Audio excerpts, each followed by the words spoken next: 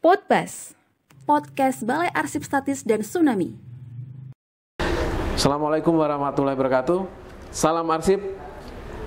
Bertemu lagi dengan podcast Balai Arsip Statis dan Tsunami dengan saya Muhammad Ikhwan. Hari ini kita berjumpa dengan Pak Imam Gurnanto, Kepala Arsip Nasional Republik Indonesia. Tentu ini bukan yang pertama ya, tapi ini yang beberapa kali karena beliau tidak asing dan menurut saya asik bicara dengan Pak Imam Gurnanto karena memiliki khasanah pemikiran tentang penyelenggaraan kearsipan yang sangat luas sekali. Nah, selamat sore Pak. Selamat sore. Iya. Terima kasih mengundang saya. Iya. Apa kabar Pak? Alhamdulillah sehat. Alhamdulillah sehat. Semangat, ya, Pak? semangat. Sudah berapa hari di Aceh nih Pak? Baru ini hari kedua. Kemarin datang. Kemarin datang karena sudah makan apa aja nih Pak? Sudah minum kopi tentu ya Pak? Oh sudah. Iya. Aceh semuanya enak dan enak sekali. Iya. Jadi semuanya harus dicoba. Bagaimana menurut Bapak tentang Balai Arsip Statis dan Tsunami? Saya kira setiap saya hadir di Aceh, Balai Arsip Tsunami selalu meningkat, selalu berubah lebih baik. Dan ini yang saya sampaikan kepada semua pegawai ANRI agar terus berkarya seperti di Balai Tsunami Arsip. Bagus, bagus. Ya.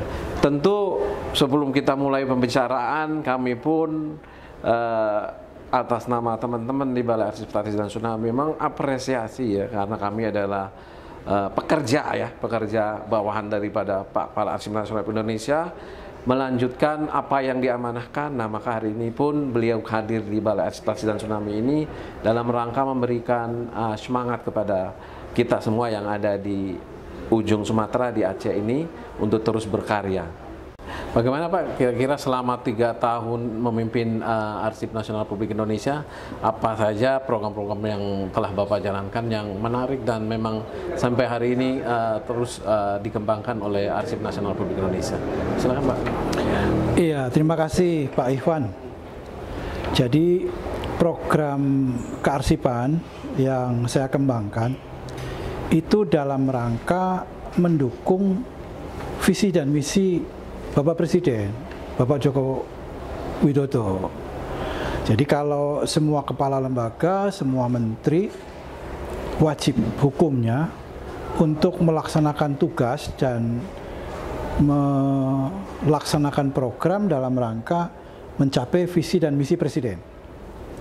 Nah, salah satu hal yang paling penting adalah bagaimana kearsipan itu hadir di masyarakat. Hadir di masyarakat artinya terasa manfaatnya bagi masyarakat. Jadi arsip itu bukan untuk kepentingan kearsipan. Arsip itu tidak hanya untuk kepentingan pemerintahan, tetapi yang lebih utama dan terutama, arsip itu untuk kepentingan masyarakat, untuk kepentingan pelayanan masyarakat, untuk membangun agar masyarakat lebih makmur dan sejahtera. Itu visi utama dari Presiden kita, Bapak Joko Widodo.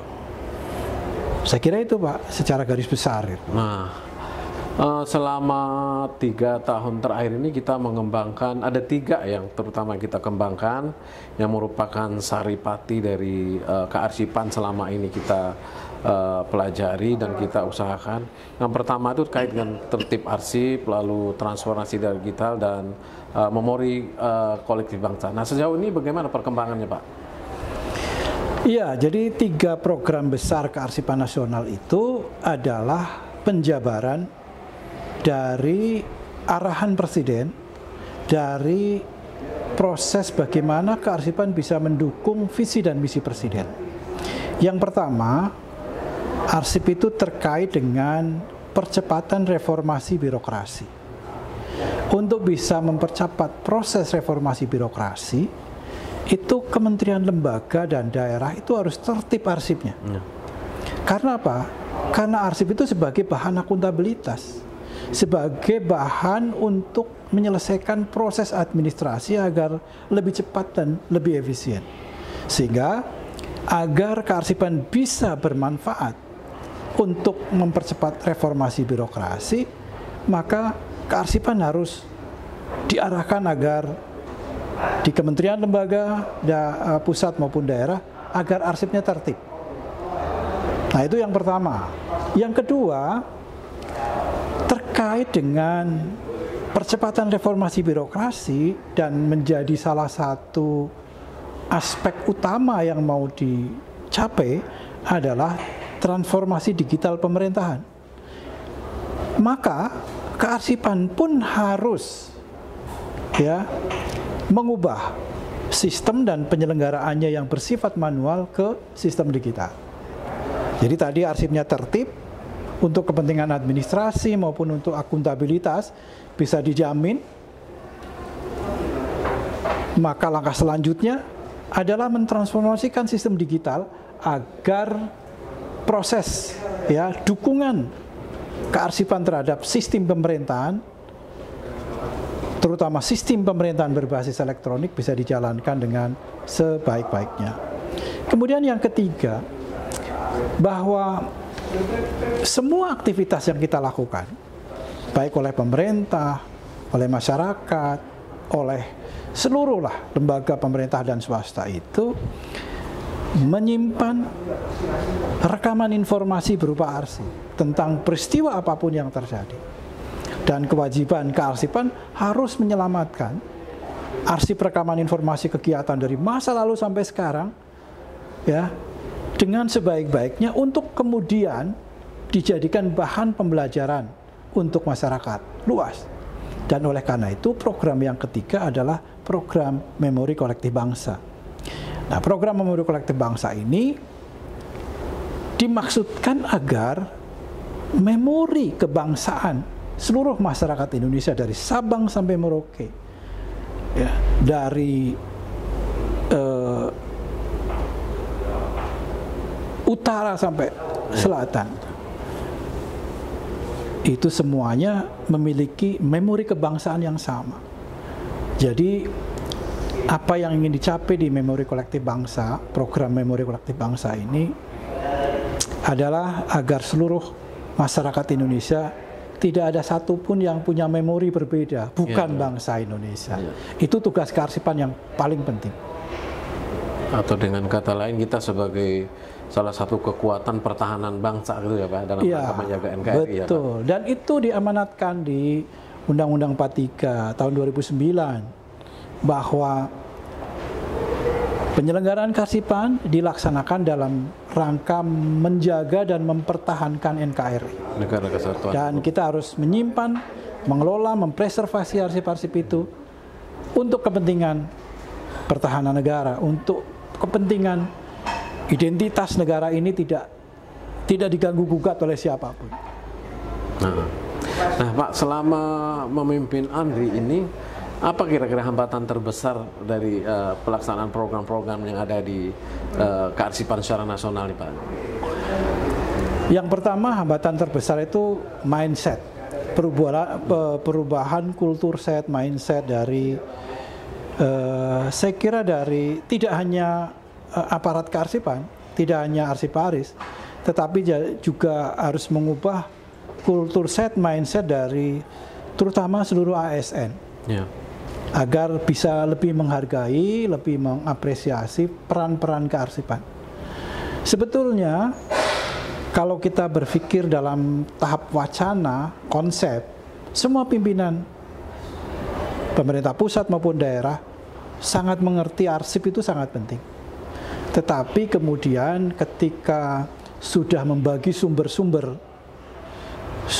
daya seperti pembiayaan, sumber daya manusia, peralatan, dan sebagainya, biasanya kearsipan belum mendapat perhatian yang layak. Dan ini menjadi kendala yang cukup besar di mana anggaran seluruh urusan di pemerintah daerah di tahun lalu sebanyak 1.700 triliun hanya 0,05% untuk penyelenggaraan kearsipan. Jadi ini sangat memprihatinkan Pak Iwan. Bagaimana bisa kita mengelola akuntabilitas berupa arsip itu hanya dari anggaran 0,05%. Duit satu atau anggaran sebanyak 1.700 triliun, tapi dipertanggungjawabkan dengan arsip yang dibiayai hanya 0,05%. Nah, ini juga menjadi kendala yang besar.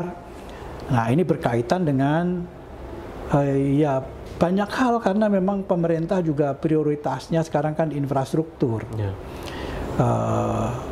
Terkait dengan SDM yang harus dikembangkan dan sebagainya, dan kearsipan terus terang belum menjadi prioritas utama.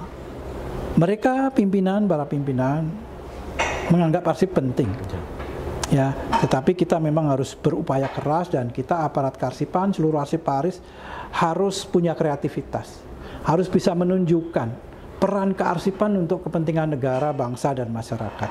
Insya Allah kalau peran-peran itu bisa ditunjukkan oleh kita, maka perhatian dari pimpinan akan lebih meningkat, dan insya Allah sumber daya juga akan tersedia dengan layak. Itu harapan saya.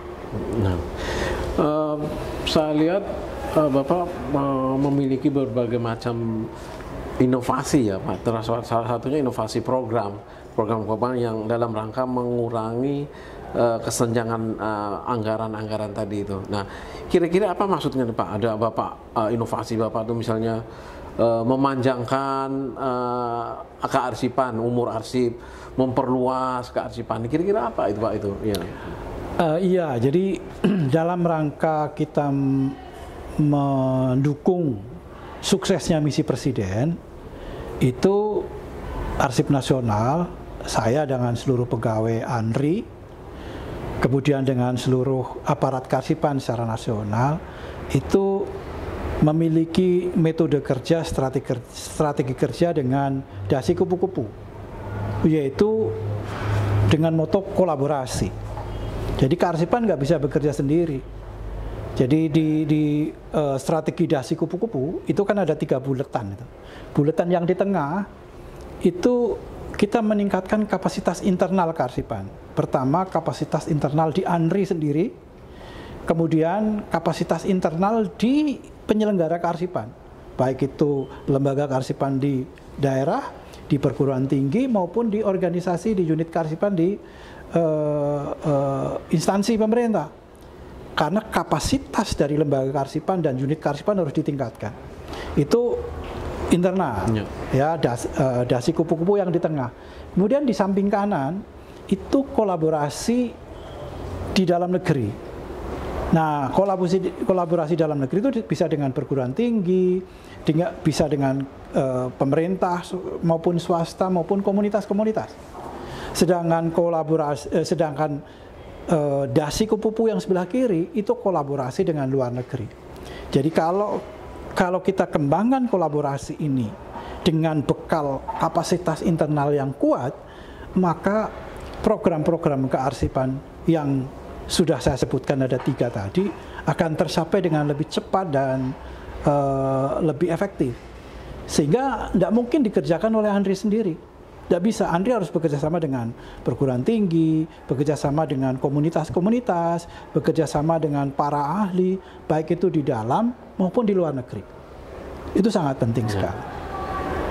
Nah, tentu ada banyak resistensinya Pak ya. Bagaimana kira-kira kiat-kiat itu Pak, Bapak mengatasi resistensi untuk program-program tersebut tadi Pak? Iya, resistensi atau penolakan itu karena belum tahu. Ya. Jadi tugas kita tentu saja harus meyakinkan dulu pihak-pihak yang terlibat, semua stakeholder yang terkait agar mengerti tujuan kita. Bahwa ini bukan tujuan untuk kepentingan seseorang atau sekelompok orang, tapi untuk kepentingan bangsa. Bahkan untuk beberapa level untuk kepentingan peradaban dunia. Dan ketika mengerti manfaatnya, saya kira semuanya akan mendukung. Ya, jadi resistensi terjadi karena kurang komunikasi. Jadi kita tidak lelah untuk melakukan komunikasi dengan pihak-pihak baik di dalam maupun di luar yang resisten, katakan saja. Jadi masalah ini masalah komunikasi saja, Mas Ikhwan. Pak Kepala, selama Bapak memimpin ANRI, bahkan dalam catatan rekod kita yang ada di ANRI ini, Bapak termasuk yang paling giat mengusulkan kita sebagai Memory of the World di negara kita ya Pak, tidak hanya di ANRI tapi banyak kegiatan. Sebenarnya apa sih Pak keuntungannya bagi kita gitu Pak? Begini, bahwa memori kolektif bangsa itu bagian dari memori kolektif dunia. Bahwa kita hidup di satu daerah, kemudian di satu wilayah negara, itu bukan sesuatu yang terpisah dari bagian dari seluruh dunia. Jadi Memori kolektif dunia itu bagian dari fitrahnya humanity, fitrahnya kemanusiaan. Jadi kita harus menyelamatkan semua peradaban sebagai bagian dari peninggalan kita kepada anak cucu. Tidak hanya untuk Indonesia, tapi untuk seluruh dunia. Oleh karena itu program UNESCO yang diterbitkan atau dibentuk di tahun 92 tentang Memory of the World, kemudian saya kembangkan, atau kita Indonesia mengembangkan yang namanya memori kolektif bangsa untuk level nasional. Nah, jadi puncak-puncak prestasi bangsa, puncak-puncak kearsipan bangsa yang ada di pemerintah daerah, yang ada di swasta, yang ada di perorangan, yang ada di komunitas, itu harus kita inventarisir. Kemudian kita jadikan modal untuk membangun nilai kebangsaan kita, kebanggaan di dalam negeri, kebanggaan sebagai bangsa Indonesia. Karena banyak sekali budaya, banyak sekali peninggalan bangsa kita yang tidak diketahui oleh seluruh masyarakat. Para generasi muda terutama harus melihat ke dalam seberapa hebat bangsa kita. Itu terletak dari peninggalan, termasuk dari arsip. Nah, kemudian dari hasil inventarisir MKB di seluruh Indonesia itu, kalau yang memiliki nilai signifikan internasional, kenapa tidak kita ajukan ke internasional, baik level Asia Pasifik maupun dunia, untuk bahan soft diplomatic power. Karena selama ini negara kita negara hebat, tapi kehebatan itu tidak pernah ditunjukkan kepada negara luar. Nah, arsip merekam kehebatan itu yang kemudian harus kita tunjukkan kepada dunia. Cara menunjukkannya melalui prosedur registrasi di Memory of the World. Jangan sampai prestasi kita kemudian diakui oleh negara lain, oleh pihak lain, gitu. Ya. Nah, itu menarik sekali ya. Jadi Bapak mengangkat kondisi kearsipan ke arah yang lebih elit lah ya Pak ya. Tadinya kita orang mengarsip sebagai bahan-bahan yang sekiranya tidak berguna, sekarang dengan sesuatu yang dikemas sedemikian rupa, kita dapat menampilkan arsip tidak hanya sebagai memori kolektif bangsa, juga sebagai memori kolektif dunia.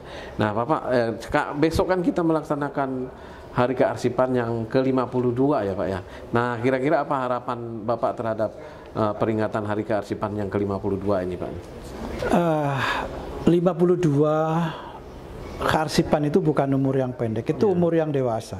Itu harus menghasilkan satu prestasi yang baik gitu ya, yang sesuai ya, yang dewasa. Nah, oleh karena itu kita mengangkat tema yaitu berkaitan dengan gerakan bersama. Jadi kearsipan tidak bisa dilaksanakan sendiri oleh ANRI, oleh lembaga kearsipan daerah, oleh unit kearsipan, enggak, tapi gerakan bersama seluruh unsur masyarakat. Ya, sampai ke desa-desa. Ya, untuk mencapai reformasi birokrasi yang lebih modern, untuk transformasi digital, untuk penyelamatan peradaban bangsa melalui memori kolektif bangsa. Jadi tema peringatan Hari Kearsipan ke-52 yang akan diselenggarakan di Banyuwangi secara nasional itu mengangkat tema arsip sebagai gerakan, arsip sebagai tanggung jawab bersama. Arsip tidak hanya tanggung jawabnya lembaga kearsipan, apalagi tanggung jawab ANRI, tapi tanggung jawab bersama, karena arsip ada di semua level, di semua orang, di semua pihak gitu. Itu ya, jadi ya saya berharap ini bisa, gerakan bersama ini benar-benar bisa bergulir ya, karena di dalam acara peringatan itu kita akan sampaikan tentang gerakan arsip desa, gerakan tertib arsip desa, gerakan sejarah desa, gerakan penertiban arsip tanah, ya gerakan kearsipan di seluruh Indonesia, di pemerintah daerah dan sebagainya, termasuk arsip kemaritiman. Ya, jadi akan disampaikan juga, akan dibahas juga tentang bagaimana peran-peran kearsipan dalam aspek kemaritiman dan pertahanan negara. Ya, jadi sektor-sektor peran-peran kearsipan itu masuk ke segala sektor, dan itu hanya bisa dilakukan kalau arsip menjadi gerakan bersama. Ya, salah satu yang menjadi konsen Bapak itu kan arsip kemaritiman ya Pak. Ya. Yang kira-kira seperti apa ya Pak itu Pak? Nah, ketika Bapak Presiden Jokowi itu dulu dilantik pertama kali, ketika mengumumkan kemenangannya di tahun 2014 ya kalau nggak salah ya. 2014. Itu beliau itu mendeklarasikan kemenangannya dalam pemilu itu di Tanjung Priok, di kapal gitu. Dan di dalam deklarasi itu disampaikan pernyataan tentang Indonesia sebagai negara poros maritim. Ketika beliau sampaikan itu, saya sebagai pegawai Arsip Nasional pada waktu itu langsung melakukan refleksi, melihat arsip-arsip yang tersimpan di Arsip Nasional dan lembaga-lembaga kearsipan. Ternyata arsip yang tersimpan adalah arsip daratan. Arsip tentang kelautan itu sangat sedikit sekali, paling arsip-arsip pesisir. Nah, ini tentu saja tidak merefleksikan dari visi dan misi Presiden untuk membangun Indonesia sebagai poros maritim dunia. Iya. Nah, dalam kesempatan ini kami di ANRI dan bersama teman-teman seluruh tim itu mengembangkan atau memprioritaskan penyelamatan arsip kemaritiman supaya ada balancing lah ya. Karena ketika negara kita negara maritim, sebelum VOC masuk itu betul-betul negara Indonesia adalah negara maritim pada waktu itu belum ada Indonesia, tapi Nusantara yang dikuasai oleh para raja-raja itu betul-betul menggambarkan satu proses perdagangan maritim yang terkoneksi dengan seluruh dunia. Dan waktu itu bisa dinyatakan Indonesia sebagai poros maritim dunia.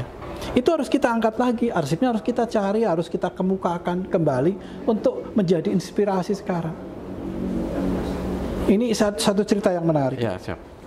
Ketika saya ke Portugal kemarin, Ya. ada satu kebanggaan yang luar biasa dari saya ketika saya mendengar dari Bapak Dubes Rudi Alfonso mengatakan bahwa ribuan orang Indonesia diekspor ke Portugal